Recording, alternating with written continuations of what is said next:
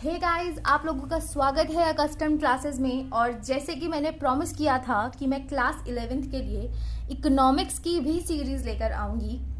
और इसका बेनिफिट पता है क्या है? अगर आप सीबीएसई बोर्ड पे हो तो ये पूरा का पूरा कोर्स आपके लिए है, लेकिन आप दूसरे बोर्ड्स के लिए हो और अगर आप 12th में हो तो आपको माइक्रो काम आएगी, और अगर आप 11th में हो तो आपको स्टैट्स काम आएगी।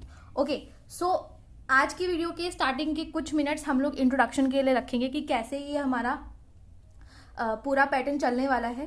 रीज़न बीइंग क्योंकि अब आपके पास टाइम कम है और डिमांड बहुत ज़्यादा है, हमें पढ़ना बहुत है और टाइम बहुत कम है। तो कैसे कैसे लेके चलेंगे और कैसे हम लोग साथ में मिलके उस पूरे के पूरे अपने गोल को अचीव करेंगे, अपने इकोनॉमिक्स में बहुत अच्छे मार्क्स लेकर आने की। अब जिनके पेपर नहीं होने हैं 11th में उनके लिए तो बहुत अच्छी बात है, लेकिन जिनके होने हैं उनको पढ़ना पड़ेगा।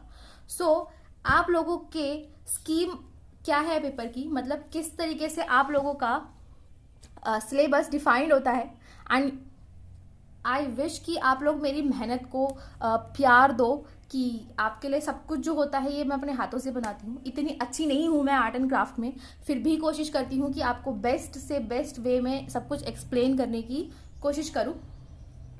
सो सी, आप लोगों के दो सब्जेक्ट्स हैं, ठीक है, माइक्रो इकोनॉमिक्स एंड स्टैटिस्टिक्स। अब क्लास 11 सीबीएसई को हम लोग फोकस लेके चलेंगे और एग्जाम ओरिएंटेड पढ़ते हुए चलेंगे। सो हम लोगों के दो सब्जेक्ट हैं इधर, माइक्रो इकोनॉमिक्स एंड स्टैटिस्टिक्स। सो इसमें अब देखो यूनिट कितनी कितनी है, ठीक है, यूनिट कितनी है दोनों में? 4, ठीक है, दोनों की ही यूनिट है हमारी 4। अब कुछ डिलीटेड पोर्शन भी है उसमें, लेकिन वो हमारा अभी कंसर्न नहीं है, वो हम लोग जैसे जैसे अपने टॉपिक्स में आगे बढ़ते चलेंगे उस तरीके से अपना सब कुछ सिलेबस को कवर करते हुए चलेंगे। बट इसमें दोनों में ही 4 यूनिट्स हैं। आप नंबर ऑफ इसमें सब चैप्टर्स को ना देखें, क्योंकि हर कोई डिफरेंट पब्लिशर की बुक फॉलो करता है, ठीक है। एक में किसी एक पब्लिशर को फॉलो करवाया जाता है, किसी में दूसरे को। तो उसमें जो डिवीजन है चैप्टर्स और कॉन्सेप्ट का वो कुछ नहीं 19-20 होता रहता है। इसलिए हम लोग अगर चैप्टर के हिसाब से चलेंगे तो बहुत ज़्यादा कंफ्यूजन रहेगा, इसलिए हम लोग यूनिट के हिसाब से चलेंगे, जहां मैं आपको हर यूनिट के बारे में हर चीज़ बताती हुई चलूंगी। ओके, सो हमारे दोनों सब्जेक्ट्स में, दोनों पार्ट्स में, माइक्रो इकोनॉमिक्स में भी 4 यूनिट्स हैं और स्टैटिस्टिक्स में भी 4 यूनिट हैं। तो सबसे पहले हम लोग डिस्कस करेंगे अपने माइक्रो के बारे में। अब इन दोनों ही चीजों में देखो कैसे सब कुछ डिवाइड होगा, क्या मैं पढ़ाऊंगी और क्या आप लोगों को करना होगा, और स्टैटिस्टिक्स में भी क्या मैं पढ़ाऊंगी और क्या आप लोगों को करना होगा। तो सबसे पहले हम लोग देखते हैं अपने इकोनॉमिक्स के बारे में, माइक्रो इकोनॉमिक्स के बारे में, कि मैं आपको क्या कराऊंगी। मैं आपको सब कुछ कराऊंगी जो आपके सिलेबस के हिसाब से है, ठीक है। अब सिलेबस कैसा है? सिलेबस मैं रखूंगी रिड्यूस्ड वाला भी रखूंगी, जो आपके रिस्पेक्टिव बोर्ड्स में रिड्यूस हुआ है, लेकिन बिकॉज इस वक्त हर एक student irrespective of its board अपने बोर्ड के हिसाब से अलग रखें, तो सेम इस वक्त सेम लेवल पे है कि अगर कंफ्यूजन है तो वो हर बोर्ड के बच्चे को है, और अगर क्लैरिटी है तो वो हर बोर्ड के बच्चे को है ना। तो हम लोग ऐसे लेके चलेंगे कि सीबीएसई, बिकॉज मेरा फोकस है, क्योंकि पैटर्न जो है एग्जाम का मैं सीबीएसई को फॉलो करूंगी, इसलिए कुछ कॉन्सेप्ट्स ऐसे हैं जो आपके सीबीएसई बोर्ड से हट गए हैं लेकिन दूसरे बोर्ड्स में हैं। तो मैं क्या करूंगी, मैं उन कॉन्सेप्ट्स को भी डालूंगी, लेकिन उनको एक एडिशनल के तौर पे रखा जाएगा। मतलब आपकी मैं हमेशा से 2 प्लेलिस्ट बनाऊंगी, एक सीबीएसई क्लास 11th इकोनॉमिक्स और एक इकोनॉमिक्स, ठीक है, एक माइक्रो इकोनॉमिक्स चलेगी, जिसमें पूरे के पूरे आपके कॉन्सेप्ट होंगे और मैं आपको पूरा का हर चीज एक टॉपिक कवर करवाऊंगी। ओके, और अब आपको क्या करना है, जो भी मैं आपको करवाऊंगी, जो भी मैं आपको पढ़ने को दूंगी, वो सब कुछ आपको पढ़ना है, ठीक है। सब कुछ रिवाइज करना है, जो मैं वीडियो में पढ़ाऊंगी और जितना भी मैं आपको समझाऊंगी और नोट्स प्रोवाइड कराऊंगी वो आपको रिवाइज करने हैं। और उसके अलावा जो भी जितने भी डाउट्स बनते हैं, क्योंकि इकोनॉमिक्स एक ऐसा सब्जेक्ट है जिसमें हम सोचते हैं वो थ्योरी है, लेकिन उसमें एनालिटिकल बहुत सारी चीजें होती हैं जो हमें बहुत डीपली जाके समझनी पड़ती हैं। ओके, सो आप अपने नंबर ऑफ डाउट्स पूछोगे, डाउट के आपको सोर्सेज पता है कि आप कैसे पूछ सकते हो, आप लोग नीचे कमेंट करके भी पूछ सकते हो, आप लोग मुझे टेलीग्राम ग्रुप में भी मैसेजेस कर सकते हो, फेसबुक पे भी हूँ मैं और इंस्टाग्राम पे भी हूँ मैं, और अगर आप कू ऐप भी चलाते हो, हाँ, जो सिमिलर है मोर और लेस ट्विटर जैसा, तो अगर आप कू ऐप भी चलाते हो तो मैं कू ऐप पे भी हूँ। ओके, सो आप लोग मुझे किसी भी प्लेटफॉर्म पे जाके अपने डाउट्स पूछ सकते हो, डोंट वरी अबाउट इट। अब हम लोग बात करते हैं स्टैटिस्टिक्स के बारे में कि मैं आपको स्टैटिस्टिक्स कैसे पढ़वाने वाली हूँ। स्टैटिस्टिक्स में मैं क्या कराऊंगी और आप क्या करोगे, देखो कितनी इंपॉर्टेंट बात मैं आज आपको करवाने वाली हूँ। जो आपकी स्टैट्स में बेसिक थ्योरी है, कुछ बेसिक कॉन्सेप्ट्स हैं जो आपको पता होने चाहिए, जो मोस्टली आपके फर्स्ट चैप्टर, जिस भी बुक को आप फॉलो कर रहे हो उसके फर्स्ट चैप्टर में जितने भी कॉन्सेप्ट्स हैं, कॉन्सेप्ट की बात कर रही हूँ मैं, लिमिट्स एंड डिलिमिट्स की बात नहीं कर रही, ठीक है, एडवांटेजेस और डिसएडवांटेजेस की बात नहीं कर रही, मैं फीचर्स के बारे में बात नहीं कर रही, मैं सिर्फ कॉन्सेप्ट्स के बारे में बात कर रही हूँ कि मैं आपको कॉन्सेप्ट समझाऊंगी, उससे रिलेटेड थ्योरी है वो आपको करनी होगी, आप लोग पढ़ोगे उसे, ठीक है। उसके अलावा जैसे अगर आपका मैं कलेक्शन ऑफ डाटा का देखूं पार्ट, ठीक है, यूनिट 2 का पार्ट है वो कलेक्शन ऑफ डाटा, जिसमें आपकी primary source and secondary source की भी बातें होती हैं, ठीक है, वो थ्योरी प्योर थ्योरी है, वो लोग आप करोगे। और जब हमारी स्टैटिस्टिक्स की वीडियो होगी मैं आपको बताती रहूंगी कि क्या क्या कॉन्सेप्ट्स इंपॉर्टेंट हैं जो आपको थ्योरी में कवर करने चाहिए।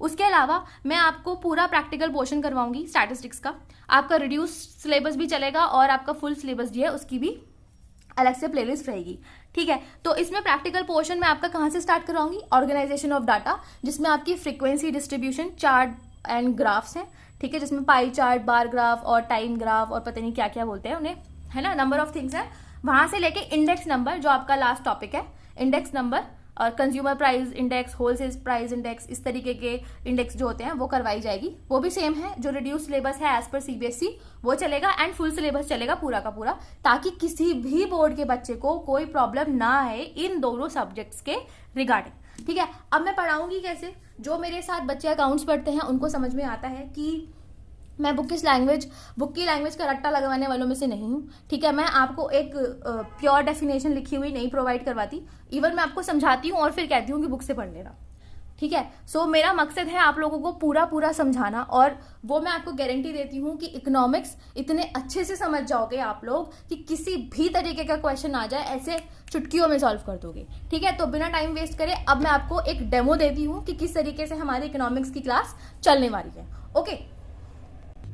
जब भी हम लोग बात करते हैं इकोनॉमिक्स के बारे में, ठीक है, या फिर अब क्योंकि ये इंट्रोडक्शन वीडियो है तो ये दोनों सब्जेक्ट्स के लिए सेम रहेगी, ओके। सो इसमें हम लोग काफ़ी डिटेल में बात करेंगे कि क्यों हम लोग इकोनॉमिक्स, माइक्रो इकोनॉमिक्स पढ़ रहे हैं और क्यों हम लोग स्टैट्स पढ़ रहे हैं। और जिन स्टूडेंट्स को ये लगता है कि मैं ये वाला लेक्चर स्किप कर देता हूँ क्योंकि इसमें तो इंट्रोडक्शन चल रहा है, तो आप इसके ना जिनको छोड़ के जाना है वो जाना, और फिर जब मैं नोट्स प्रोवाइड करवाऊंगी उस नोट्स में देखना कि मैं आपको क्या क्या पढ़ाने वाली हूँ, ठीक है। एक बार इसकी ग्लिम्स लेके देख लो कि मैं आपको क्या क्या समझाने वाली हूँ, क्योंकि इसमें ये तीनों टर्म्स इकोनॉमिक एक्टिविटी, इकोनॉमिक्स के अलावा मैं आपको इनकी डेफिनेशन, इनके क्या होते हैं, उसके अलावा आपके जो टर्म्स हैं जो दोनों कॉन्सेप्ट्स में फॉलो होने वाले हैं, भले ही वो आपकी सेंट्रल प्रॉब्लम हो या फिर आपके हो किस टाइप की आपकी इकोनॉमी फॉलो होती है, वो मैं सब करवाने वाली हूँ। तो जिनको जाना है वो अपने लॉस के साथ खुद ही जा सकते हैं, ठीक है, लेकिन जिनको पढ़ना है वो मेरे साथ बने रहें, ओके। सो अब यहाँ से कहानी स्टार्ट होती है।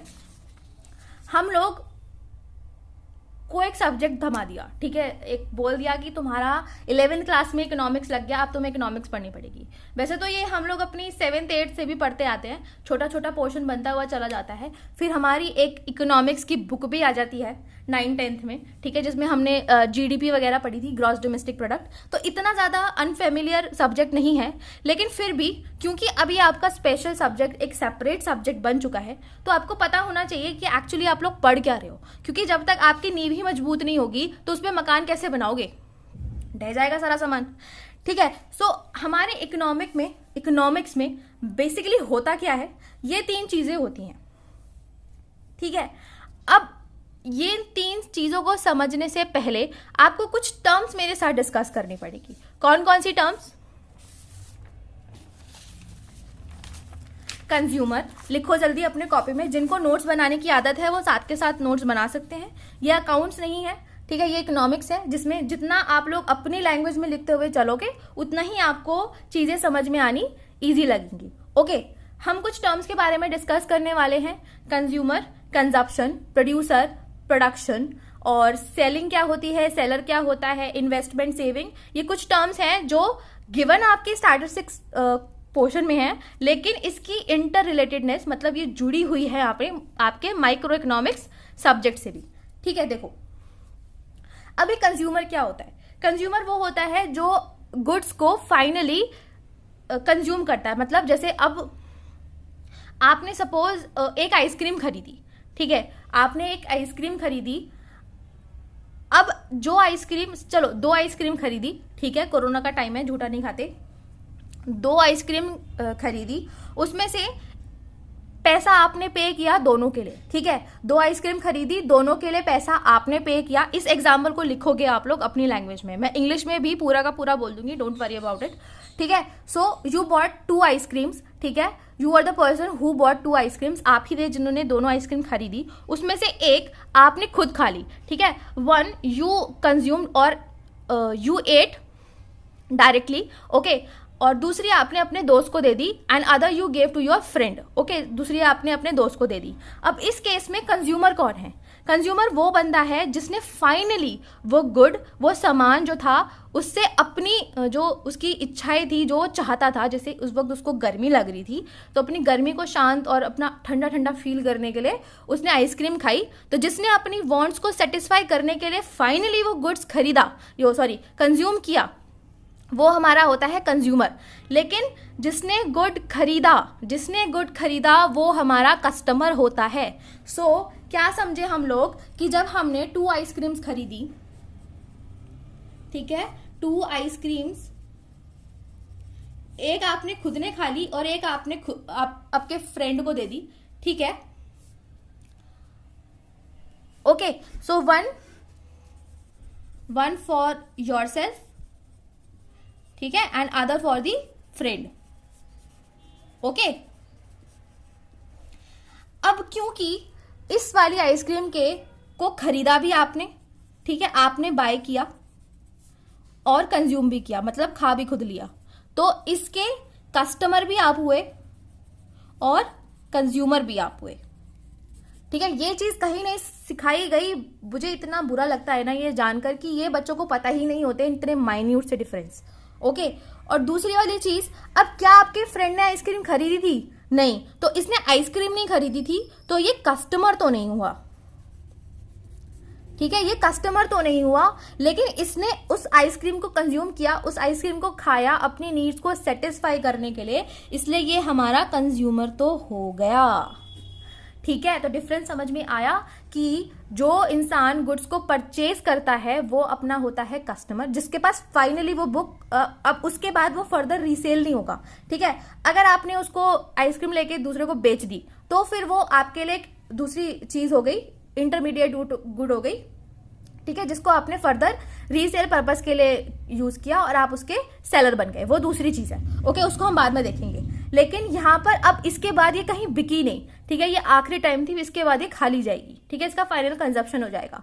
तो जो उसका गुड्स का फाइनल कंजप्शन करने वाला जो इंसान होता है उसे हम कंज्यूमर कहते हैं, और जिसने उसको फाइनली खरीदा, मतलब मार्केट की साइकिल से वो बाहर ले आया, उसे हम कहते हैं कस्टमर, ठीक है, समझ गए। अब हो सकता है कस्टमर और कंज्यूमर सेम चीज हो। अब कस्टमर और कंज्यूमर किस चीज में सेम होता है बताओ जरा मुझे, बताओ सर्विसेज के केस में। अब आप किसी डॉक्टर के पास गए, ठीक है, तो क्या सर्विस कोई और खरीद रहा है? ठीक है, आपके बिहाफ पे आपके पापा मम्मी पैसे दे रहे हैं, लेकिन आप ही तो कस्टमर हो, आप ही को तो वो देख रहा है, आप ही से तो वो इंटरेक्ट कर रहा है और आपको ही आपकी सर्विस दे रहा है, तो उसके कस्टमर और कंज्यूमर दोनों ही आप हो, ठीक है। तो सर्विसेज के केस में कस्टमर और कंज्यूमर सेम होते हैं, लेकिन गुड्स के केस में ऐसा नहीं होता, ठीक है, ऐसा नहीं हो सकता, डिफरेंट चांसेस होते हैं। अब देखो, इसी से ही हमारा एक प्रोसेस निकल कर आता है कंजप्शन। कंजप्शन का मतलब क्या होता है? जब वो आइसक्रीम आप खा रहे थे, ठीक है, उस आइसक्रीम को की जो स्वाद लेके आप खा रहे थे, दूसरे लोगों को चिढ़ा रहे थे, इतने मजे लेके खा रहे थे, तो वो आपको कुछ सेटिस्फाई कर रहा था ना, आपको कुछ खुशियां दे रहा था, ठीक है। तो जब हम लोग किसी गुड्स या सर्विसेज की वैल्यूज, मतलब जो उसके अंदर से हमको मिल रही है, क्वालिटेटिव, ठीक है, क्वांटिटेटिव और क्वालिटेटिव बोथ होती हैं, लेकिन आप खुशी को मानो, ठीक है, आपको खुशी हो रही है वो खा के, तो जिस वजह से आपकी वांट्स, जो आपकी जरूरत है वो सेटिस्फाई हो रही है, उस प्रोसेस को, उस धीरे धीरे खाना आइसक्रीम को, भले आप चुस्कियाँ लेकर खा रहे हो, ठीक है, या फिर जल्दी जल्दी बाइट करके खा रहे हो, तो जिस तरीके से आप उसको कंज्यूम कर रहे हो, उसके बेनिफिट्स को अपनी ज़रूरत को पूरा करने के लिए ले रहे हो, उस प्रोसेस को कहते हैं हम लोग कंजप्शन। ठीक है, अब कंजप्शन लेने वाला भी कोई भी हो सकता है। अब इन दोनों केसेस में कंजप्शन क्या ये सेम हो सकता है? इसमें इसने आइसक्रीम खाई, इसको कंजप्शन मिली, और इसने आइसक्रीम खाई, इसको कंजप्शन मिली। ठीक है, अब हम लोग नेक्स्ट पे चलते हैं। सेलर। सेलर कौन होता है? सपोज अब ये आइसक्रीम थी, ठीक है, आपका दोस्त नहीं था, आपने 2 आइसक्रीम खरीदी, एक खाली एक बेच दी। ठीक है, तो जो बेच दी वो आपने फर्दर रीसेल में, जैसे आपने 10 रुपए की आइसक्रीम खरीदी थी और आपने बेच दी 15 रुपीज में, तो आपने क्या किया, उसको गुड्स या सर्विसेज को दोबारा से बेच दिया प्रॉफिट कमाने के लिए, तो आप सेलर बन गए। ऐसे वो आइसक्रीम वाला जिससे आपने आइसक्रीम खरीदी थी, उसने आइसक्रीम खुद नहीं खाई, उसके पास थी ताकि वो उससे कुछ पैसे कमा सके उसको बेच के, तो वो आइसक्रीम का क्या हो गया, सेलर हो गया। अब आप इस नज़रों से किसी भी इंसान को देख सकते हो जो दुकान पे बैठा है, कुछ भी बेच रहा है, कपड़े, जूते, चप्पल, एनीथिंग। ठीक है, अब इसके रिगार्डिंग एक चीज और आती है हमारी प्रोड्यूसर की। ठीक है, प्रोड्यूसर क्या होता है? जो कुछ चीज बनाता है, ठीक है, जो बनाता है। अब जैसे फार्मर इज अ प्रोड्यूसर। ठीक है, फार्मर एक प्रोड्यूसर होता है क्योंकि वो जो क्रॉप्स है, आपके खाने का सामान है, या फिर अदर नॉन एडिबल आइटम्स होती हैं, उनको भी बनाता है जो खाने के लायक नहीं होती। अब हिंदी में जो सुन रहे हैं इस चीज को, जो खाद्य पदार्थ नहीं होते, ठीक है, जो खाद्य पदार्थ नहीं होते, जैसे खाद्य पदार्थ कौन से होते हैं हमारे, ये गेहूं चावल वगैरह, ठीक है, व्हीट एंड राइस। सो ये तो खाने वाले हो गए। अब कुछ ऐसी चीजें जो हम खा नहीं सकते, कॉटन खा सकते हो क्या आप लोग? उन्हें कैश क्रॉप्स कहते हैं। ठीक है, तो उस टाइप की भी गुड्स बना रहे हैं, वो कुछ भी बना रहे हैं, अगर वो फाइनली उसको बेच देते हैं तो वो सेलर भी बन जाते हैं। लेकिन अगर उन्हें रॉ मटेरियल बनाया और उसको प्रोसेस को पूरे को कंप्लीट करके गुड बना लिया, ठीक है, सो इसका ये प्रोसेस कौन सा फॉलो करते हैं? प्रोडक्शन का। प्रोडक्शन का प्रोसेस क्या होता है कि रॉ मटेरियल्स को, कच्चा माल था, जैसे आपने कॉटन बॉल्स जो आपकी क्रॉप से निकल कर आई, उसको कपड़ों में कन्वर्ट किया। ठीक है, कपड़ों में कन्वर्ट करके आपने उसको बेच दिया। ठीक है, तो रॉ मटेरियल को यूजफुल थिंग्स से बनाया।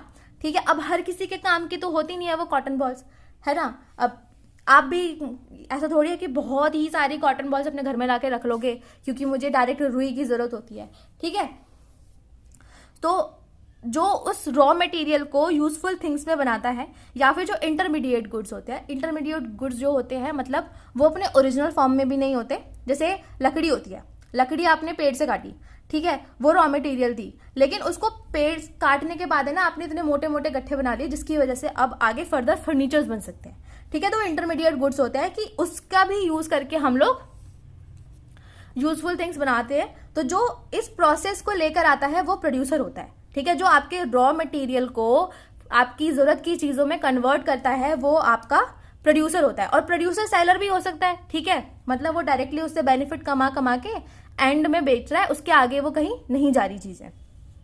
ठीक है, अब सेविंग क्या होती है? अब जैसे आपको इनकम मिली, ठीक है, आपको पॉकेट मनी मिली, उसमें से कुछ आपने आइसक्रीम पे खर्चा कर दिया। ठीक है, आज आपको दिन का 50 रुपए मिले थे। ठीक है, तो 50 रुपए में आपने 20 रुपए की तो आइसक्रीम खरीद ली। ठीक है, ये 2 आइसक्रीम खरीद ली, और आपने अब क्या किया, बाकी के 30 रुपए अपने पास रख लिए कि मैं वापस नहीं करूंगा, अपने पास रख लूंगा, बाद में कभी कोई चिली पटेटो खाने चलेंगे। ठीक है, तो वो क्या हो गई, आपने जितना इनकम आपको हुई थी और आपने उसमें से जो कंज्यूम नहीं किया 30 रुपीज, जिससे आपने खर्चा करके अपनी जरूरतों को पूरा नहीं किया, उसको हम कहते हैं सेविंग्स। ठीक है, फिर आती है हमारी इन्वेस्टमेंट। इन्वेस्टमेंट क्या होती है? जब प्रोड्यूसर्स, अब आपको प्रोड्यूसर समझ में आ गए। अब कोई इंसान है, कोई यूनिट है, कोई फर्म है, कुछ भी है, वो कोई रॉ मटेरियल को यूजफुल थिंग में बना रही है। ठीक है, कुछ भी ले लो, इवन ये मोबाइल फोन्स ही ले लो। ठीक है, मोबाइल फोन्स भी तो किसी कंपनी से बनकर आते हैं ना। अब उनको बनाने के लिए अब इंसान तो हर वक्त काम नहीं करता, उसको दूसरे लेबर्स भी चाहिए, उसको मशीन भी चाहिए महंगी महंगी, उसको ऑफिस फर्नीचर भी चाहिए, मतलब बहुत सारी चीजें हैं जो खरीदता है। ठीक है, जिसकी वजह से उसके प्रोडक्शन में बढ़त होती है। जैसे कि अब उसने आज एक फोन बनाया, अब उसने एक और मशीनरी खरीद ली, अच्छी मशीनरी खरीद ली, लेबर को ले आया। ठीक है, तो उन एसेट्स पे खर्चा किया जिसकी वजह से उसकी प्रोडक्शन जो होगी वो बढ़ जाएगी, उसे कहते हैं हम लोग इन्वेस्टमेंट। ठीक है, और इसी इन्वेस्टमेंट को आप लोग जानते हो कैपिटल फॉर्मेशन के नाम से। ठीक है, हम लोग अपनी कैपिटल बना रहे हैं जिससे हमारी प्रोडक्शन में इंक्रीमेंट होगी। ठीक है, अब इससे रिलेटेड एक टर्म और बचती है, लेकिन वो बात की बात आती है हमारी। इससे रिलेटेड अब हमारे कुछ टर्म्स हैं जो आपको यहां से समझने हैं। ये कुछ टर्म्स आपने अभी हमारे साथ पढ़ी, जिसमें हमारी कौन कौन सी टर्म्स थी, जरा मुझे दोबारा से बताओ। मेन मैं आपको बताती हूँ। कंजप्शन, ठीक है, प्रोसेस की बात करेंगे अभी यहाँ पर हम लोग। कंजप्शन, प्रोडक्शन, ठीक है, और दूसरी कौन सी होगी आपकी इन्वेस्टमेंट, यहाँ की बात करेंगे। ठीक है, सेविंग, और हम लोग इसको साथ में ले लेते हैं। ठीक है, प्रोडक्शन, कंजप्शन एंड इन्वेस्टमेंट, ये तीन चीजें हो गई। अब इनको करने वाला, ठीक है, इनको करने वाला वो बंदा जिसकी वजह से इसकी रोजी रोटी चल रही है, मतलब वो अपनी जिंदगी बिता रहा है। अब आप हो, ठीक है, सपोज आप काम करते हो, ठीक है, आप काम करते हो, आपका काम है अचार बनाने का। ठीक है, आपने अचार बनाया, ठीक है, आपने अचार का क्या किया, प्रोडक्शन किया। ठीक है, रॉ मटेरियल, कच्ची आमें, बहुत सारे मसालों को मिला के उस पर तेल वेल डाल के अपनी मेहनत भी डालकर, उसको लेबर कहते हैं, अपनी मेहनत और टाइम भी लगाकर आपने अचार बनाया। ठीक है, कुछ आपने बेच दिया, है ना, कुछ आपने बेच दिया, और कुछ आपने स्टॉक रख लिया। ठीक है, कुछ आपने स्टॉक रख लिया कि मैं आगे बेच दूंगा। ठीक है, कुछ आपने अभी बेच दिया, खुद खा लिया, अपने दोस्तों को बेच दिया।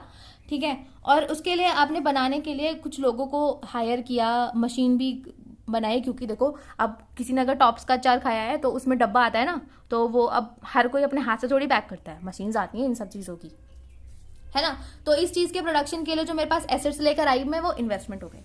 अब हर कोई इंसान अपनी लाइफ में कुछ ना कुछ ऐसा करता है जिसकी वजह से वो पैसे कमाए। अभी आप पैसे नहीं कमा रहे हो, लेकिन आपके मम्मी पापा तो कमाते हैं। ठीक है, सो कुछ ना कुछ कोई ना कोई करता है जिसकी वजह से वो अपनी जिंदगी बिताने के तरीकों को ढूंढता है। ठीक है, अब ये सब चीजें मनी के आसपास घूम गई हैं, वरना पहले ये अदर देन मनी भी हुआ करती थी। ठीक है, क्योंकि हर किसी का काम सिर्फ पैसों से अपनी जिंदगी बिताना नहीं होता। वो दूसरे दिन थे जब पैसे की इतनी ज्यादा वैल्यू नहीं होती थी, मतलब मॉनेटरी यूनिट्स की इतनी ज्यादा वैल्यू नहीं होती थी, बार्टर सिस्टम होता था। बार्टर सिस्टम क्या होता है उसे छोड़ दो अभी। ठीक है, अब देखो ये अचार बनाना है। ठीक है, अब अचार बनाने के लिए आपके पास सपोज मसाले लिमिटेड है। ठीक है, इससे ज्यादा मसाले अभी मार्केट में अवेलेबल ही नहीं है, इससे ज्यादा पूरी दुनिया में कहीं अवेलेबल नहीं है। ठीक है, अब आपके पास जो मसाले हैं, है ना, वो बहुत ज्यादा लिमिटेड है। अब उससे आप कौन कौन सा अचार बनाओगे, आम का, नींबू का, मिक्स्ड, मिर्च, कितने टाइप के अचार होते हैं। ठीक है, अब अचार का मैं एग्जांपल इसलिए ले रही हूँ क्योंकि किसी ने खाया या ना हो, लेकिन घर में सबके होता है। ठीक है, तो अब कितने टाइप के आप अचार बना सकते हो, आपको चूज करना पड़ेगा क्योंकि आपके पास मसाले लिमिटेड है। ठीक है, चलो अदर आपको भर मात्रा में मिल रहा है, आम, कच्ची आमी आपको भर मात्रा में मिल रही, मतलब बहुत ज्यादा लार्ज क्वांटिटीज में मिली। ठीक है, और आपको दूसरे जो अचार बनाने के सामान हैं, जो बेसिक चीजें होती हैं उनकी, वो मिल रही है, लेकिन आपके पास मसाले लिमिटेड है। और मसाले के साथ साथ चलो तेल भी लिमिटेड ले लो। ठीक है, एडिबल ऑयल, खाने वाला तेल, मोस्टली इसमें सरसों का गिरता है ना, तो जो एडिबल ऑयल है वो भी हमारा लिमिटेड है। अब मेरे को चूज करना पड़ेगा, ठीक है, कि कैसे मैं बनाऊं, ठीक है, कितना बनाऊं और कितना मसाला मैं हर अचार में यूज करूं, ताकि मैं अपनी डिमांड के हिसाब से जितनी मुझे चाहिए उतना प्रोडक्शन कर सकूं। ठीक है, तो इसको यूज करने का अब आप बहुत ज्यादा दिमाग लगा के सोचोगे कि किसकी डिमांड ज्यादा है, किसके ज्यादा पैसे मिलते हैं मुझे, क्या महंगा बिकता है, किसमें कम लागत लगती है, किसमें कम मेहनत लगती है, वो दूसरी चीजें हम दूसरे बाद में देखेंगे, थ्योरीज में देखेंगे। लेकिन अभी क्या है, अब आपको चूज करना पड़ेगा क्या इस लिमिटेड रिसोर्स में, क्योंकि आपके पास मसाले जो है वो लिमिटेड है। ठीक है, लेकिन आपके पास यूजेस, इसके यूजेस जो है वो मल्टीपल है। ठीक है, समझ में आया। तो जब आप इस कश्मकश में रहकर भी अपनी, मतलब इस क्या कहते हैं, इसे डलाइमा में रहकर भी आप लोग जब चीजें लेकर आते हो अपनी लिवलीहुड को अर्न करने के लिए, तो हम उसे इकोनॉमिक एक्टिविटी कहते हैं। ठीक है, तो जिस तरीके से अब यहाँ डेफिनेशन देखो, अब जिसको मतलब डेफिनेशन के तौर पर समझ में आता है वो देखो, which is based on economic activity, वो एक्टिविटी होती है जो बेस करती है कि कैसे आप लोग अपनी लिमिटेड रिसोर्सेज को यूज कर रहे हो अपनी जो ज़रूरत है उनको पूरा करने के लिए। ठीक है, अब आपकी ज़रूरत क्या थी? आपकी ज़रूरत थी अचार बनाना, लेकिन आपके पास मसाले लिमिटेड थे। अब मसाले लिमिटेड को कैसे आप लोग पूरे डिवाइड करते हो, यूज़ करते हो, किस में ज़्यादा लगाने हैं, किस में कम लगाने हैं, उसमें जो सारी एक्टिविटीज़ इन्वॉल्व होती हैं उन्हें हम कहते हैं इकोनॉमिक एक्टिविटी। क्योंकि और इकोनॉमिक एक्टिविटी भी हम उसको तभी बोलेंगे जब इससे आपकी कोई फर्दर इनकम हो रही है, मतलब इसको आपको इसमें कुछ रिटर्न में मिल रहा है। यहाँ पर वॉलेंट्री वर्क या फिर दान दक्षिणा की बात नहीं हो रही है बिल्कुल भी। यहाँ ऐसी हम बात कर रहे हैं वो एक्टिविटीज़ जिससे मुझे फर्दर इनकम होगी, जिससे मैं अपनी ज़िंदगी बहुत अच्छे से बिता सकती हूँ। ठीक है, सो क्या मैं इस वक्त पढ़ा के आपको इकोनॉमिक एक्टिविटी कर रही हूँ क्योंकि मैं आपको सब कुछ फ्री ऑफ कॉस्ट प्रोवाइड कर रही हूँ, तो मुझे इससे क्या मिल रहा है? सिर्फ सेटिस्फेक्शन मिल रही है कि मैं आपकी हेल्प कर पा रही हूँ, लेकिन उसके बदले में मैं कुछ नहीं ले रही। तो ये मेरी इकोनॉमिक एक्टिविटी नहीं है, ये सिर्फ मेरा एक वॉलेंट्री हेल्प है। ओके, तो समझ में आ गया? तो इकोनॉमिक एक्टिविटी कौन सी होती है? जब आपके मम्मी पापा जा रहे हैं, काम कर रहे हैं, सैलरी लेकर आ रहे हैं, ठीक है, वेजेस मिलती हैं लोगों को, ठीक है, कुछ भी काम करते हैं आप अपने घर में, कोई कंस्ट्रक्शन का काम करवाते हैं तो उनको पैसे देते हो, है ना? तो वो कुछ भी काम कर रहे हैं लेकिन वो पैसे कमा रहे हैं ताकि वो अपनी ज़िंदगी बिता सके, तो उसे इकोनॉमिक एक्टिविटी कहते हैं। और इस इकोनॉमिक एक्टिविटी के 4 पार्ट्स होते हैं। क्या क्या होते हैं? प्रोडक्शन, कोई कुछ प्रोड्यूस करेगा, ठीक है, कोई कुछ गुड्स बना रहा है, कोई कुछ गुड्स कंज्यूम करेगा, ठीक है, अपनी वांट्स को सेटिस्फाई करने के लिए। पैसे का आना जाना तो होगा ही होगा, है ना? जब तक आपको कुछ खरीदोगे ही नहीं तो दूसरा बनाएगा क्यों, है ना? इसलिए जहां प्रोडक्शन होती है वहां कंजप्शन भी होनी चाहिए। ओके, इन्वेस्टमेंट मतलब आप एसेट्स खरीद रहे हो, भारी भारी एसेट्स खरीद रहे हो ताकि आप और ज्यादा आगे जाके प्रोडक्शन अपनी बना सको। ठीक है, एक्सचेंज क्या होता है? Buying and selling of goods. Ice cream खरीदो, बेचो, अचार बनाओ, बेचो, ठीक है, ये होती है हमारी बाइंग और सेलिंग ऑफ गुड्स। ठीक है, तो ये 4 एक्टिविटीज होती हैं मेजर, इसके अलावा भी होती हैं लेकिन वो आपके पढ़ने की जरूरत नहीं है।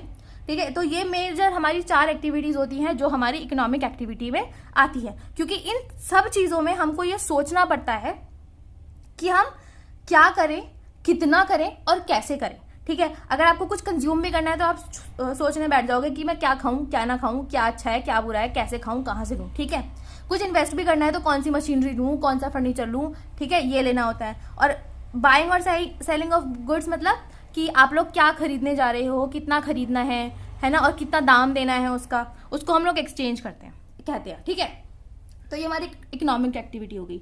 अब मैं तो सिर्फ आपके बारे में बात करी थी, अब आप अचार बनाने वाले हो। अब बहुत तरीके के लोग हैं, हो सकता है आपके घर वाले कुछ और काम करते हैं, उनका अचार से बिल्कुल भी कुछ लेना देना नहीं है, वो कुछ और काम करते हैं, उनमें से कोई टीचर है, कोई डॉक्टर है, ठीक है, या फिर कोई फर्नीचर बनाता है।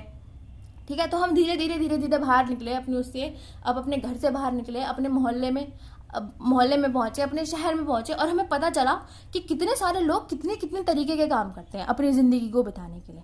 ठीक है, तो जब हम इन इकोनॉमिक एक्टिविटीज की एक पर्टिकुलर रीजन के बारे में बात करने लगते हैं तो हम उसे कहते हैं इकोनॉमी। समझ में आई? मतलब जितने भी प्रोडक्शन यूनिट्स हैं, या फिर इसको देखो, ये थोड़ी सी आपकी हार्ड लैंग्वेज है, इसको देखो, जो एक्टिविटीज, इकोनॉमिक एक्टिविटी, ठीक है, ये सारी एक्टिविटी जो एक पर्टिकुलर एरिया में जितने भी यूनिट्स कर रहे हैं अपनी जिंदगी बिताने के लिए, ठीक है, मतलब पैसे कमाने के लिए, उसको हम लोग क्या कहते हैं? इकोनॉमी। ठीक है, फिर मैं अलग अलग सबके बारे में बात ना करके ना कि इसके घर में ये हो रहा है, इसके घर में ये हो रहा है, इसके घर में ये हो रहा है, मैं पूरे के पूरे रीजन के बारे में बोलूंगी कि इसकी इकोनॉमी में इतना प्रोडक्शन होता है, इसकी इकोनॉमी में इतना कंजप्शन होता है, इसकी इकोनॉमी में इतना इन्वेस्ट किया जाता है और इतने गुड्स एक्सचेंज होते हैं। ठीक है, अब इसमें भी कुछ पार्ट्स होते हैं, इसी इकोनॉमी का पार्ट होता है। ठीक है, क्योंकि अब सिर्फ आप एक के बारे में बात नहीं कर रहे, अब हमें सबके बारे में सोचना पड़ेगा। ठीक है, तो इसी वजह से हमारी सेंट्रल प्रॉब्लम भी निकल कर आती है और टाइप्स ऑफ इकोनॉमिक्स भी निकल कर आती है। ये मैं आपको माइक्रो इकोनॉमिक्स के पोर्शन में समझाती हुई चलूंगी। ठीक है, अभी तो हमारा होलिस्टिक चल रहा है, मतलब मैं दोनों सब्जेक्ट्स को लेते हुए चल रही हूँ। अब इकोनॉमिक्स क्या होती है? फिर अगर इकोनॉमी ये होती है, इकोनॉमिक एक्टिविटी ये होती है, तो इकोनॉमिक्स क्या होती है? इकोनॉमिक्स होती है भैया, क्योंकि देश चलाने के लिए, चीजें चलाने के लिए डिसीजन मेकिंग की पावर होनी चाहिए, और डिसीजन मेकिंग की पावर आती है किससे? पढ़ाई करके। तो पढ़ाई हम लोग जब इकोनॉमी की करते हैं तो हम उसे इकोनॉमिक्स कह देते हैं। ठीक है, समझे कि इकोनॉमिक्स क्या होता है? आप इकोनॉमी के बारे में स्टडी कर रहे हो कि कैसे ये अपनी परफॉर्मेंस दे रही है, कैसे ये अपना प्रोडक्शन मेंटेन कर रही है, इसकी कोई प्रॉब्लम तो नहीं है ना, इसको कोई दिक्कत तो नहीं हो रही। जब हम लोग इंडिविजुअल लेवल पे छोटे स्तर पे बात करते हैं, हम सिर्फ एक बिल्डिंग के बारे में बात कर रहे हैं, एक कंपनी के बारे में बात कर रहे हैं, एक अलग अलग पर्सन्स के बारे में बात कर रहे हैं, तब हम उसको कहते हैं माइक्रो इकोनॉमिक्स। मतलब हम लोग बहुत छोटे लेवल पे चले गए, बहुत ग्रास रूट लेवल पे चले गए इस चीज के बारे में तहत में जाने के कि यहाँ पर क्या सब कुछ काम कैसे चलता है।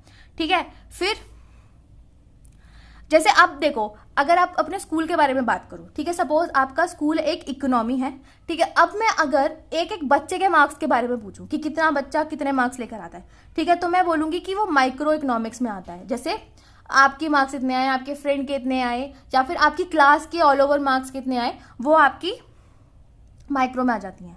ठीक है, अब इसी को थोड़ा सा और मैग्नीफाइंग ग्लास के साथ चलते हैं, थोड़ा सा और डीप में जाते हैं। अब मैं सिर्फ आपके बारे में बात कर रही हूँ, मैं इंडिविजुअल रोल नंबर वाइज सबके बारे में बात कर रही हूँ। और जब मैं पूरी क्लास के बारे में बात कर रही हूँ तो मैं उसको क्या कहूँगी, मैक्रो इकोनॉमिक्स। या फिर अगर मेरा इंडिविजुअल यूनिट मैंने ले रखा है एक क्लास, जैसे 11th क्लास 12th क्लास, और फिर मैं कह रही हूँ इस पूरे स्कूल का परफॉर्मेंस बहुत अच्छा है जहाँ पर नर्सरी से लेकर 12th तक के बच्चे पढ़ते हैं, ठीक है, इतने मार्क्स लेकर आते हैं, इतने खुश हैं, इतना ग्रोथ करते हैं, इतने स्पोर्ट्स में जाते हैं। तो जब मैं बड़े लेवल पे चली जाती हूँ, थोड़ा ब्रॉडर टर्म में देखती हूँ, तो प्रॉब्लम्स भी बड़ी होने लगती हैं। हम बात करने लगते हैं ग्रोथ के बारे में कि कौन कितना ग्रो कर रहा है। ठीक है, ये ग्रोथ एंड डेवलपमेंट क्या होती है, ये बात की चीज़ है, मैक्रो में पढ़ेंगे हम इसे। ठीक है, एम्प्लॉयमेंट क्या है, अब पूरे ब्रॉडर लेवल पे क्या प्रॉब्लम्स और कंसर्न है, उन चीज़ों को देखने के लिए हम लोग मैक्रो इकोनॉमिक्स पढ़ते हैं। ठीक है, सो बहुत इजी तरीके से समझ में आ गया। अब देखो, इसमें आपको डेफिनेशन कौन सी लेनी है। इकोनॉमिक्स में डेफिनेशन आप प्रोफेसर पॉल ए सैमुअल्सन की लेंगे, ठीक है, आपकी बुक्स में भी गिवन होगी। ये सबसे बढ़िया डेफिनेशन लगती है मुझे, क्योंकि इसमें एवरीथिंग इज इन्वॉल्व। जितना भी मैंने आपको पढ़ाया है, हर चीज के बारे में इन्होंने दे रखा है। अब आपको उनकी डेफिनेशन भी समझ में आ जाएगी कि वो बोलना क्या चाहते हैं, वरना मैं आपको एक बार लिख के भी दिखा दूंगी। ओके, अब जरा दोबारा से उसी चीज पे चलो जो मैंने आपको समझानी स्टार्ट की थी कि हम यहाँ कंजप्शन पे आ गए थे। ठीक है, यहाँ मेरे को प्रॉब्लम ये आ गई थी कि मैं कितना कंज्यूम करूँ, ठीक है, कितना बेचूँ, कितना कमाऊँ और किसको बेचूँ। ठीक है, तो जब हमारे पास लिमिटेड रिसोर्सेज होते हैं, जब मैं अचार बना रही थी, ठीक है, जब मेरा अचार बनाने का काम था और मेरे पास लिमिटेड मसाले थे, तो जब मेरे पास लिमिटेड रिसोर्सेज होते हैं और उनके बहुत सारे यूज़ होते हैं, तो मेरे दिमाग में एक चीज़ ठक ठक करके बचती रहती है। ठीक है, यही क्वेश्चंस आते हैं कि मैं कैसे तो बनाऊँ अचार। ठीक है, कितना मसाला लूँ, कितना तेल रखूँ, है ना, और कितनी आम लेनी चाहिए, आमी लेनी चाहिए मुझे उस हिसाब से कि अचार मेरा अच्छा बने, और क्या बनाऊँ, कौन सा वाला बनाऊँ अचार। ठीक है, आम का बनाऊँ, नींबू का बनाऊँ, मिक्स्ड बनाऊँ, है ना, मिर्च का बताऊँ, गाजर का बनाऊँ, पता नहीं कौन कौन से अचार आते हैं, सबके बनाऊँ, और किसके लिए बनाऊँ। किसके लिए मतलब क्या मेरी यहाँ पर डिमांड आम के अचार की ज़्यादा है या फिर नींबू के अचार की ज़्यादा है। ठीक है, तो ये सारी चीज़ें हमेशा हमारे दिमाग में, हमारी इकोनॉमी में, हमारी लाइफ में हर जगह होती रहती हैं। और जहाँ बात आ जाती है पैसों से जुड़ी हुई, वहाँ आ जाती है आपकी इकोनॉमिक्स की प्रॉब्लम। आप अपनी माइक्रो इकोनॉमिक्स में पढ़ोगे what to produce, how to produce and what to produce. ठीक है, लेकिन ये सिर्फ प्रोड्यूसर की ही नहीं जिंदगी की सबसे बड़ी परेशानी होती है, ये हर एक चीज़ की होती है। हर एक पर्सन इस चीज़ को फेस करता है। अब जैसे कंज्यूमर है, ठीक है, जो सामान खरीदने वाला है, उसके दिमाग में ये 3 क्वेश्चंस क्या आएंगे कि मैं क्या खरीदूं, क्योंकि मेरे पास पैसे तो लिमिटेड है, मेरे पास 100 रुपये है। ठीक है, अब 100 रुपये में मैं क्या क्या खरीदूं, ठीक है, और कैसे खरीदूं, कहाँ से पेमेंट करूं, ठीक है, मतलब कौन सी दुकान से खरीदूं। ओके, कि बैंक से पेमेंट करूं, मैं चेक से पेमेंट करूं, कैसे पेमेंट करूं, डिस्काउंट में खरीदूं या फिर सेल में खरीदूं, कैसे खरीदूं, सेकेंड हैंड खरीदूं, है ना, और किसके लिए खरीदूं, अपने लिए खरीदूं, अपनी फैमिली के लिए खरीदूं, अपने फ्रेंड्स के लिए खरीदूं, है ना। सो ये कंज्यूमर की भी होगी। प्रोड्यूसर की होती है कि मेरे पास लिमिटेड रिसोर्सेज हैं, कि मेरे पास लिमिटेड मशीनरी है, लिमिटेड पैसे हैं इन्वेस्ट करने के लिए, लेबर की भी लिमिटेड कैपेसिटी है काम करने की। तो अब मैं क्या बनवाऊं, कैसे बनवाऊं और किसके लिए बनवाऊं, कौन सी मेरे को ऑडियंस टारगेट रखनी है ताकि मेरे को मैक्सिमम प्रॉफिट हो। ठीक है, अब सेलर के लिए भी ये होता है कि मैं कौन सा सामान खरीद के लेके आऊं जिसको मैं दोबारा से बेच सकूं, है ना, कि क्या सामान ज्यादा मांगा जाता है। सेविंग के लिए भी होता है कि कितना क्या सेव करूं, है ना, क्या सेव करूं, मतलब कितना सेव करूं। जैसे अब आपके पास 100 रुपए हैं, 100 में से कितना आपको सेव करना है, ठीक है। कैसे सेव करोगे, सिर्फ बैंक में रखना है, वॉलेट में रखना है, या फिर फंड्स में इन्वेस्ट करना है, और किसके लिए करूं, फ्यूचर के लिए करूं या फिर कोई और पर्पस है मेरा करने का। तो बेसिकली ये डिलाइमा जो होता है, ये क्वेश्चन जो होते हैं वो हर इंसान के लिए जिंदगी में घूमते रहते हैं, ठीक है। अब एक चीज और रह गई है आपकी टर्म में, डिस्ट्रीब्यूशन, ठीक है। डिस्ट्रीब्यूशन, क्योंकि अब हम लोग अपनी स्टैटिस्टिक्स की तरफ बढ़ते जा रहे हैं, इसलिए हमारा ये जानना भी जरूरी है। तो डिस्ट्रीब्यूशन क्या होता है कि कैसे, अब आपने कंज्यूम प्रोडक्शन तो कर ली, भर के आपके पास सामान बन गया, ठीक है। अब हमें और लोगों ने काम कर करके पैसे भी कमा लिए, ठीक है, बाकी सब कुछ बराबर चल रहा है। लेकिन अब मुझे ये भी जानना है कि क्या सबको बराबर रिसोर्सेज मिल रहे हैं। ऐसा तो नहीं है ना, किसी को ज्यादा मसाले मिल गए हो, इसी वजह से मुझे मसाले कम मिले हो, लेकिन मैंने तो रेट बिल्कुल सही दिया था, है ना। किसी के पास रिसोर्सेज ज्यादा है, किसी के पास रिसोर्सेज कम है, या फिर मुझे एकदम से पता चला कि बगल वाले शहर में जाओ तो ज्यादा अच्छे मसाले मिलते हैं, ठीक है, जिसमें ज्यादा हम लोग कम लागत में ही अच्छा सामान बना सकते हैं, ठीक है। तो कैसे रिसोर्सेज डिस्ट्रीब्यूट हो रहे हैं, क्या जो भी काम कर रहे हैं लोग उनको इनकम सही मिल रही है। और गुड्स एंड सर्विसेज, जैसे अभी कोरोना के केस में सैनिटाइजर और मास्क की कितनी ज्यादा डिमांड हो गई थी, है ना। तो क्या क्या इंश्योर किया गया था, जो हमारी गुड्स हैं, ठीक है, जो सैनिटाइजर और मास्क थे वो सबको बराबर मिल रहे हैं क्या, इरिस्पेक्टिव वो अमीर है गरीब है कैसा भी है, सबके पास मास्क पहुंचने चाहिए, ये थी। तो ये डिस्ट्रीब्यूशन हो गई। तो ये सारे सेक्टर्स होते हैं, भले ही गरीब हो अमीर हो, ठीक है, बच्चे हो बूढ़े हो, हमारे यंगस्टर्स हो, 30s में हो, मिडिल एज हो, कोई भी हो, हर सेक्टर को डिवाइड जैसे भी करोगे उसमें देखना पड़ता है कि किस तरीके से हर चीज बढ़ती हुई हर किसी के पास जा रही है। अब फिर हमारे पास स्टैटिस्टिक्स की क्या जरूरत थी, क्या हमारी जिंदगी में इकोनॉमिक्स कम थी जो हमें स्टैटिस्टिक्स भी पढ़ने को बोल दी। क्यों पढ़नी पड़ती है आपको स्टैटिस्टिक्स, देखो। अब ये जो क्वेश्चन है सेंट्रल प्रॉब्लम का, ठीक है, सेंट्रल प्रॉब्लम ये कैसे बनाना है, क्या बनाना है, ठीक है, ये चीज आपको कैसे मिलेगी, ठीक है। अब आपकी मसाले मतलब आपके अचार में किसकी डिमांड सबसे ज्यादा है, ये आपको कैसे पता चलेगा। आपके पास डाटा होना चाहिए, ठीक है, आपके पास डाटा होना चाहिए कि पिछली बार जब मैंने आम का अचार बनाया था तो इतने की सेल हुई थी, और पिछली बार जब मैंने नींबू का अचार बनाया था तो उसकी थोड़ी कम सेल हुई थी, है ना। आप पास्ट रिकॉर्ड में जाते हो, आप अपने क्वेश्चंस करते हो, ठीक है, प्रीवियस ईयर के क्वेश्चन से ही तो आप लोग पता लगाते हो ना कि इस टाइप के एग्जाम ज्यादा में आते हैं क्वेश्चंस, तो मुझे इस टाइप के क्वेश्चंस पढ़ने चाहिए। कैसे, अगर मैं आपको ये बोल दूं कि आपको ये क्वेश्चन करना है, ठीक है, जैसे मैं आपको ये बोल दूं कि central problem of the economy करो, ठीक है, तो आप इतना ज्यादा इंपॉर्टेंस नहीं दोगे। लेकिन अगर मैं उसकी आपको इंटर रिलेटेडनेस मतलब उसका जुड़ाव आपकी तरफ कर दूं कि ये क्वेश्चन जो है पेपर में बहुत इंपॉर्टेंट है, आता ही आता है, तो फिर आप एकदम से देखते हो अरे इनके पास डाटा क्या है। मैं बोलूंगी पिछले 5-6 साल तक ये क्वेश्चन डिट्टो इसी तरीके से रिपीट होता चल रहा है, तो आपके अंदर थोड़ी सी ना उसकी तरफ जो होती है ना, थोड़ी सी भावनाएं जाग जाती है कि हाँ ये हमारे काम की चीज है ना। तो इससे क्या होता है ना, फिर इसी वजह से हमें फिर स्टैटिस्टिक्स की जरूरत पड़ती है। क्यों, क्योंकि हमें अपने, ताकि हम लोग इस लिमिटेड रिसोर्सेज को बेस्ट वे में यूज कर सके, इसलिए हमारे पास डाटा होने चाहिए ताकि हम लोग डिसीजन मेकिंग अच्छी स्ट्रांग कर सकें। तो हमें अपना डाटा कलेक्ट करना होता है। अब मैं आपको पर्चों में भर के लिख के दे दूं तो कोई फर्क नहीं पड़ेगा जब तक उसका सही से एनालिसिस ना कर रखा हो। अब मैं आपको क्वेश्चन ही क्वेश्चन दे दूं कि ऐसे क्वेश्चंस आते हैं, लेकिन अगर मैं ये लिख दूं कि ये क्वेश्चन इतनी बार रिपीट हुआ है, ठीक है, ये क्वेश्चन इतनी बार रिपीट हुआ है, तो उसकी इंपॉर्टेंस अपने आप ही ऊपर नीचे होती रहती है। फिर इंटरप्रिटेशन कि ये क्वेश्चन बहुत ज्यादा इंपॉर्टेंट है, इसको हमें अटेम्प्ट करना चाहिए, ठीक है। और प्रेजेंटेशन कैसे, मैंने चैप्टर वाइज प्रेजेंट करके दी थी आपको कि इस चैप्टर में इतने इंपॉर्टेंट क्वेश्चंस आते हैं, इस चैप्टर में इतने इंपॉर्टेंट क्वेश्चंस आते हैं, ठीक है। तो जो मेरे पास डाटा अवेलेबल था, इन्फॉर्मेशन नहीं डाटा, इन्फॉर्मेशन और डाटा में क्या डिफरेंस होता है ये भी देखो, ठीक है। इन्फॉर्मेशन और डाटा में क्या होता है, एक स्टेटमेंट जो आपको गिवन हो, ठीक है, जिसका आगे पीछे हमें कुछ नहीं पता कि क्या मतलब है इस चीज का, बस मैंने ये बोल दिया कि central problem of the economy is a question, ठीक है। लेकिन जहां पर उसमें एक ना इंटर रिलेटेडनेस मतलब उसमें जुड़ाव आ जाए, वो आपको रिप्रेजेंट करना स्टार्ट कर दे, आप उससे कनेक्शन फील करना स्टार्ट कर दो कि आपकी मतलब की चीज है जिसके बारे में आप बात कर रहे हो, तो वो आपका डाटा बन जाता है, ठीक है। और उसमें पास्ट एक्सपीरियंसेस भी होने चाहिए। ऐसा नहीं है कि मैंने आपको ये एज्यूम करके दे दिया कि आगे जाके इसमें इतने सारे क्वेश्चंस आएंगे, नहीं, मेरे पास एक वैलिड प्रूफ होना चाहिए पास्ट का भी कि इस तरीके के क्वेश्चंस रिपीट होते हैं, इसलिए ही मैं बता रही हूँ कि फ्यूचर में भी इसकी एक्सपेक्टेशंस है, ओके। तो इस चीज को, ताकि हमारी डिसीजन मेकिंग स्ट्रांग हो, हमें स्टैटिस्टिक्स की जरूरत होती है। अब स्टैटिस्टिक्स हर अपने फील्ड की अलग अलग होती है। हम अपने इकोनॉमिक्स की पढ़ेंगे कि इकोनॉमिक्स में डिसीजन मेकिंग स्टैटिस्टिक्स से कैसे हम लोग बहुत अच्छे से ले सकते हैं। और स्टैटिस्टिक्स बार बार बोलने में मेरे को बहुत ज़्यादा दिक्कत हो रही है, इसलिए मैं अब इसे स्टैट्स बोलूँगी। ओके, सो ये हो गया आपका इंट्रोडक्शन पूरा। थोड़ा सा जितना सोचा था 40 मिनट्स का आई गेस हो गया lecture. Okay, so I guess एक भी मिनट जो होगा वो आपका वेस्ट नहीं हुआ होगा इसमें। कल से हम लोग क्या करेंगे, कल से मैं आपके लिए हमेशा 2 वीडियोस बनाया करूंगी, एक स्टैट्स की और एक माइक्रो की।